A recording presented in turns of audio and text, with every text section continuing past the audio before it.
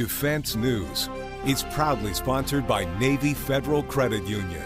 If you're a member of our nation's armed forces, the Department of Defense, or if your family is, we'd be proud to serve you too. On this episode of Defense News Weekly, special coverage of our annual Defense News Conference. We'll get highlights from our lineup of marquee speakers and panel members, including the Deputy Secretary of Defense, Acting Commandant of the Marine Corps, top Air Force leaders, and others. They'll be covering topics from the U.S. posture in the Indo-Pacific to emerging military technology and the ongoing ramifications of the war in Ukraine. It's one of the biggest gatherings of military and defense minds in the country each year, so don't miss out. Plus, one of the Military Times' own receives an honor for his coverage. We take a second to learn about his story. We've got a special event episode coming your way today. With the latest in news and analysis from the Pentagon to the platoon, this is Defense News Weekly.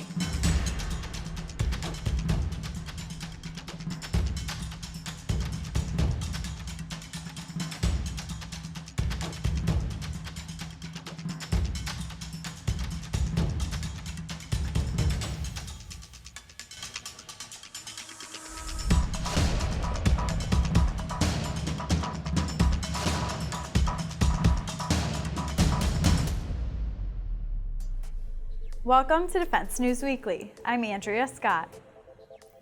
Each fall, Defense News gathers a large cast of some of the finest minds and top leaders from around the military and defense communities to canvass some of the most pressing topics in national security.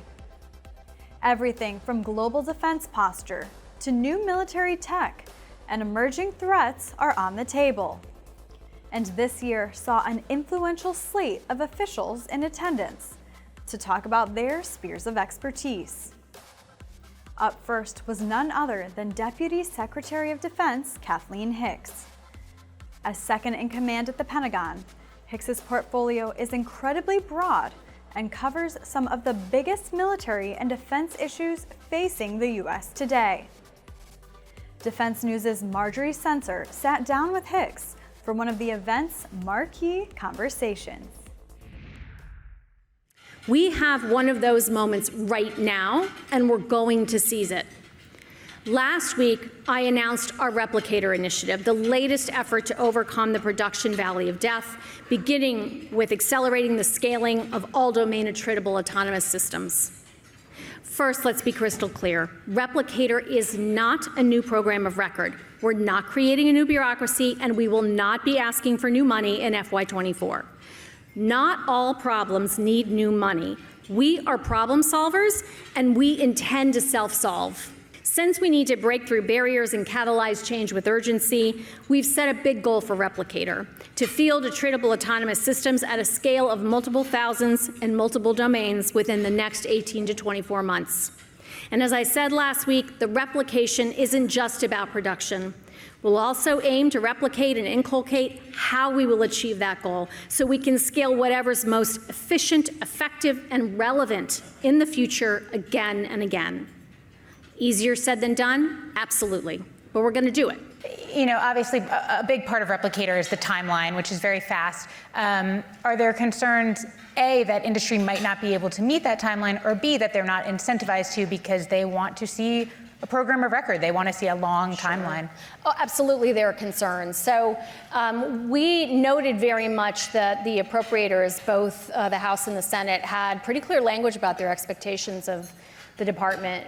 In the House Appropriations Bill, it says, you know, we want you rapidly scaling more quickly. And in the Senate bill, it said, we think you have all the authorities you need, and you're not fully using, I should say, all the authorities you have. We really want to be responsive to that, as I said, and self-solve. And so we have to show that we can do that. And yes, absolutely, we are worried about proving out with all parties that the department can actually lead itself through this, not get mired in red tape. And I mentioned our competitive advantage pathfinders work. That's been a great example where we've been able, as I said in a prior speech, to shave years off of programs by just getting leadership focus on it and cutting through red tape. Next up, the Marine Corps is facing a generational change with the ongoing implementation of its Force Design 2030 plan, an overhaul of how the force is organized and how it fights.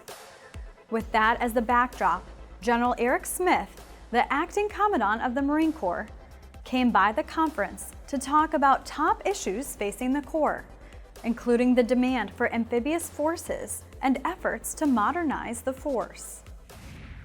What we seek now when we talk about acceleration, we seek to accelerate the capacity. So Nemesis, Navy Marine Expeditionary Ship Interdiction System, done. Now we just have to field it. We have to procure the rogue systems, the Remote Operational Ground Unit Expeditionary, and the Naval Strike Missile. Gator radar, Ground Air Task Oriented radar, fielded. Common Air Command and Control System, fielded. Now just fielding more of them.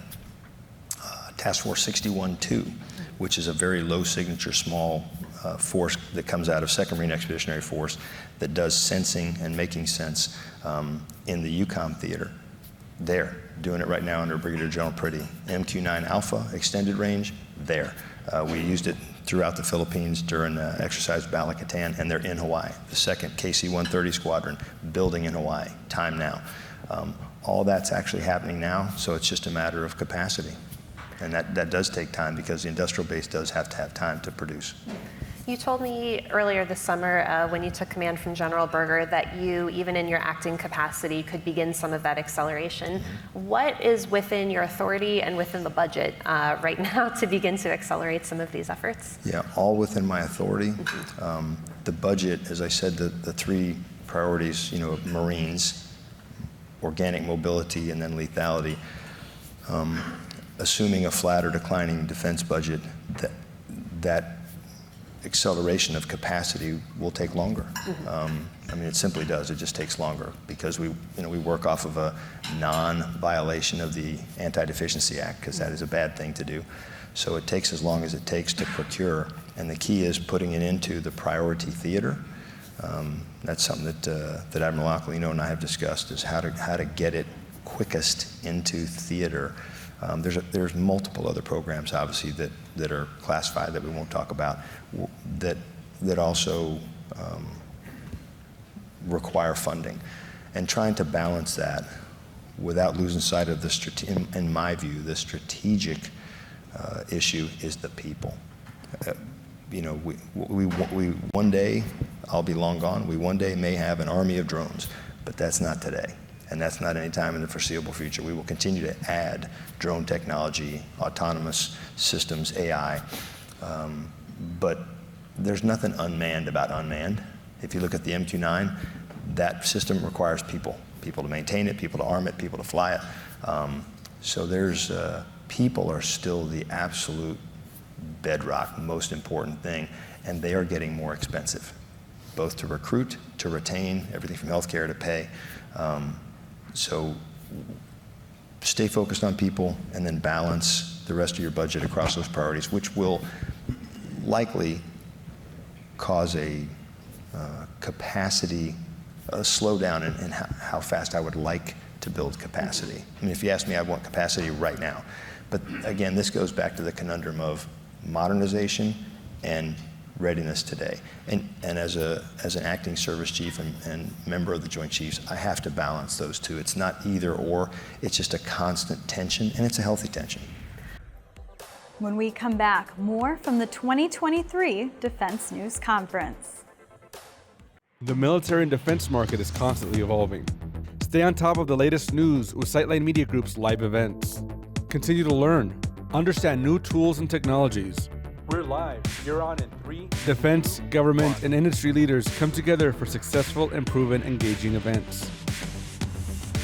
You'll gain valuable insight, get the chance to ask questions, all from the comfort of your own home or office. Sign up for our events newsletters and receive alerts for upcoming live streams.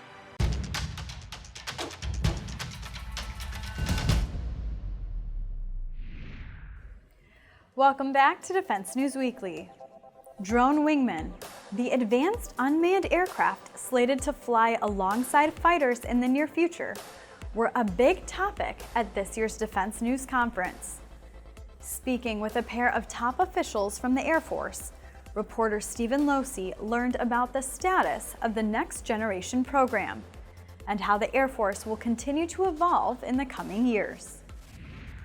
When you look at the price point and you look at the size, weight, and power, we very likely will be into arenas where we have to choose. This day, this CCA is going to be a jamming platform, and this day, this CCA is going to be a strike platform.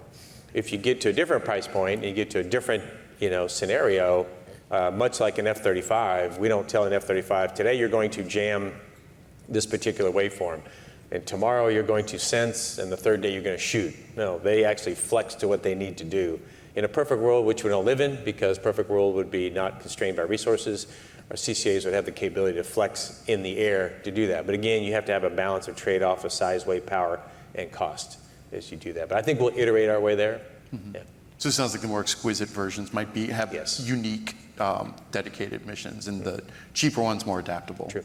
How we organize them will ultimately affect how we think about their utility and what can be done with them. At the end of the day, all airplanes are just airplanes. They have different attributes. They have different range, speed, payload, propulsion systems, signatures. Those are all just attributes of airplanes. And we call some of them fighters, and we call some of them airlifters, and we call some of them tankers. But at the end of the day, they're just airplanes. And so, what would we do with CCAs? Might it be able to do resupply in a contested area? It probably will, but if you make CCAs organic to our current fighter squadrons, you're probably not going to be thinking about how we use them for resupply. If you make them organic to a C-17 squadron, we're probably not going to think about how they can be used for some of the missions that General Kelly highlighted in his role as the Air Combat Commander. And so I think how we think about the organization of CCAs and whether we want to specialize them for certain types of missions depending on their attributes or not, I think is really the place that's kind of ripe for experimentation. And so I think that those will be some of the interesting questions in the years ahead. Next up, Eli Ratner is the Assistant Secretary of Defense for Indo-Pacific Security Affairs. And in that role, he's got a big area to cover in terms of policy and defense posture. Since there's no topic bigger on military leaders' minds than China, he's got a lot on his plate to consider. Here is part of his conversation with reporter Noah Robertson from Defense News Conference 2023. I wanted to follow up on that mill-to-mill communication. As you said, it has been difficult to reestablish despite entreaties. We did hear news, though, about Admiral Aquilino's meeting with Chinese defense officials at a conference last month. Is that starting to thaw at all in your view? Again, there have been fits and starts. I myself have had the opportunity to do a couple meetings, including with the PRC ambassador here in Washington, senior foreign ministry officials. You cited Admiral Aquilino at a recent CHOD conference in Fiji, talking with a PRC counterpart. Those are all and well.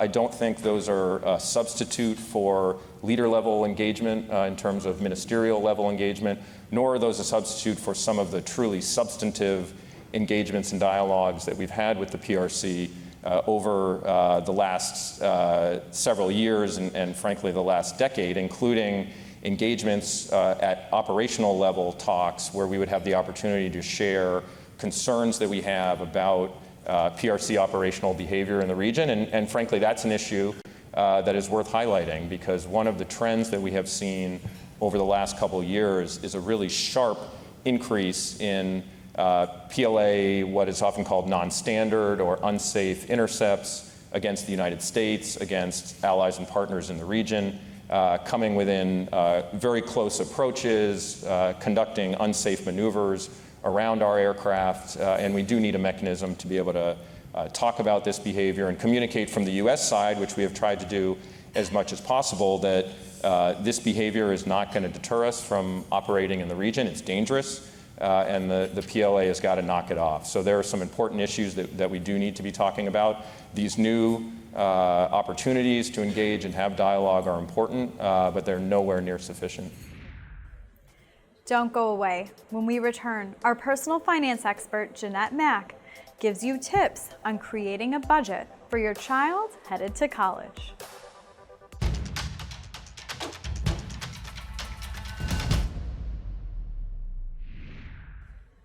Welcome back. On this edition of Money Minute, Navy Federal Credit Union personal finance expert Jeanette Mack has advice for you on how to help your college student create a budget at school. Heading to college is a momentous occasion. The anticipation, the independence. For many students, it's the first time they'll be away from home and without the constant guidance of parents to help with decisions, especially the financial ones. So give your kids a crash course on money management. Have your child determine their income to create a monthly budget. Do they have a job? Will they get one? What about scholarship funds or an allowance from home? All of that is income. Use it to work up a budget. Then account for necessities. Look into the school's accommodations. Do they have campus housing or apartments? Meal plans? Is there a student clinic or a gym? Many schools offer free or included services like a student gym and health center, so that won't have to eat into their income. Once your necessities are on paper, add other expenses like traveling, social activities, or fees for joining organizations on campus if you can. Nothing eases stress and anxiety better than having a plan. So set your plan and your kids will be set for success. Thanks, Jeanette. We'll see you next week. To get more coverage of military and defense topics, launch yourself off the back of that Zodiac and head out to Army, Navy, Air Force, and Marine Corps Times.com, as well as DefenseNews.com. And to be the smartest guardian under the stars, sign up for our Early Bird Brief newsletter, compiled each morning to bring you the latest headlines. It's also an audio. Check out the podcast version out each weekday wherever you get your podcasts. And if social media is where you get your open source intelligence, follow us on YouTube, Facebook, Instagram, and X, formerly known as Twitter. And when we return, a longtime Military Times reporter is honored for coverage of a topic vital to veterans.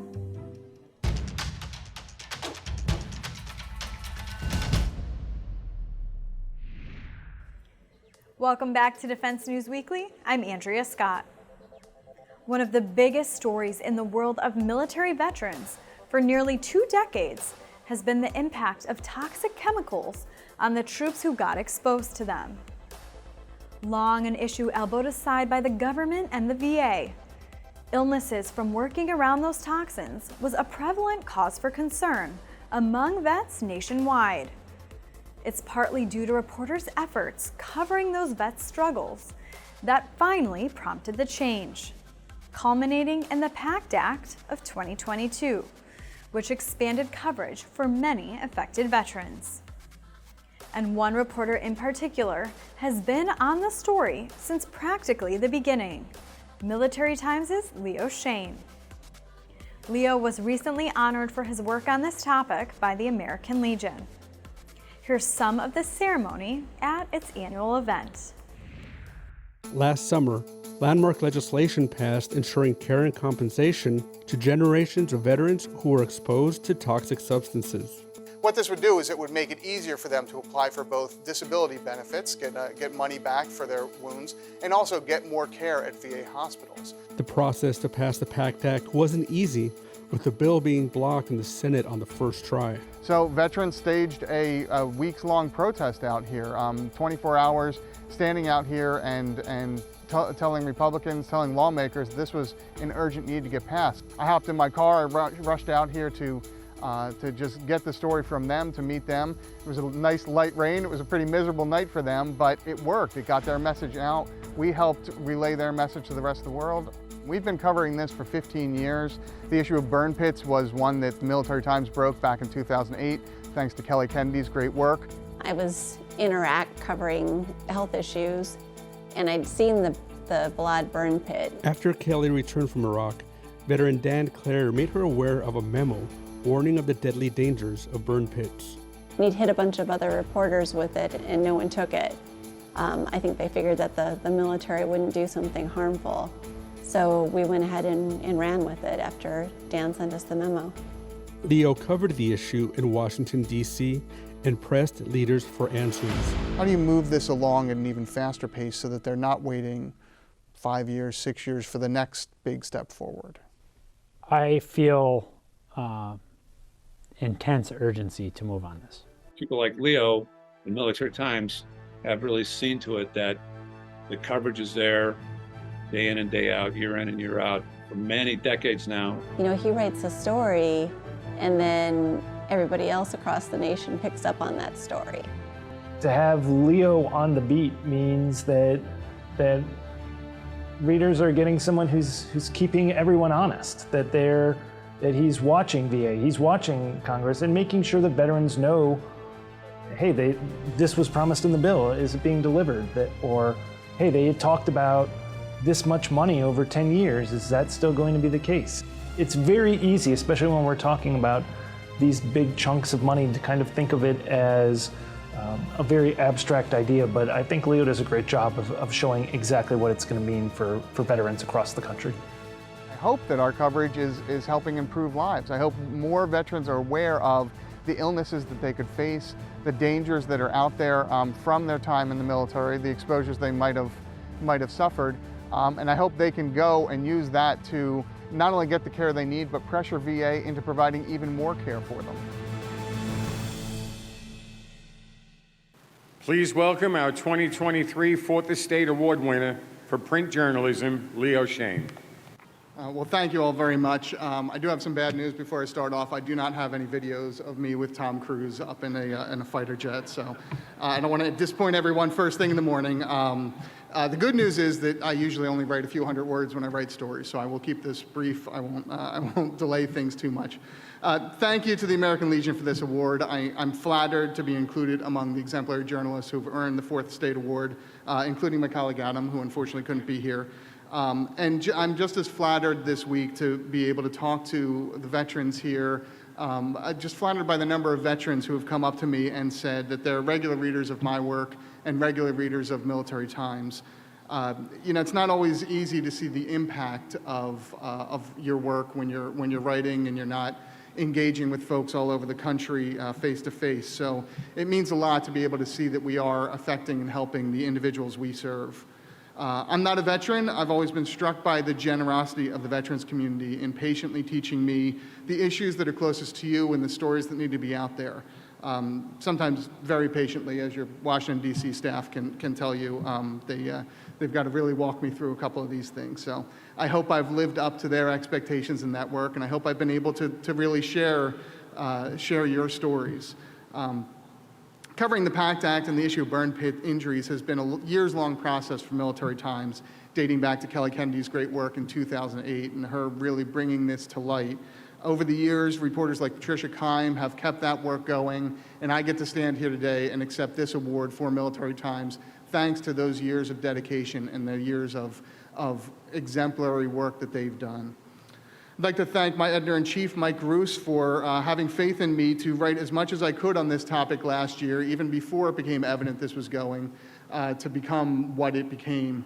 I think early on, I just had a hunch that this time felt different, that finally we might see something with burn pits. We might actually see some real action on the larger issue of toxic exposure in the military, and not simply the half measures that we had seen. So. I've been fortunate to work at two great newspapers in my career in Washington, Military Times and Stars and Stripes.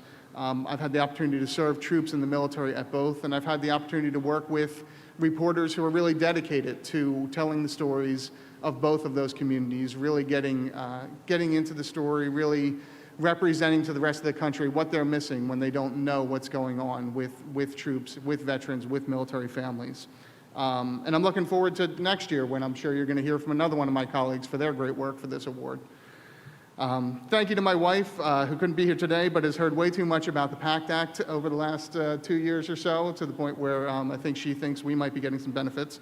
We are not.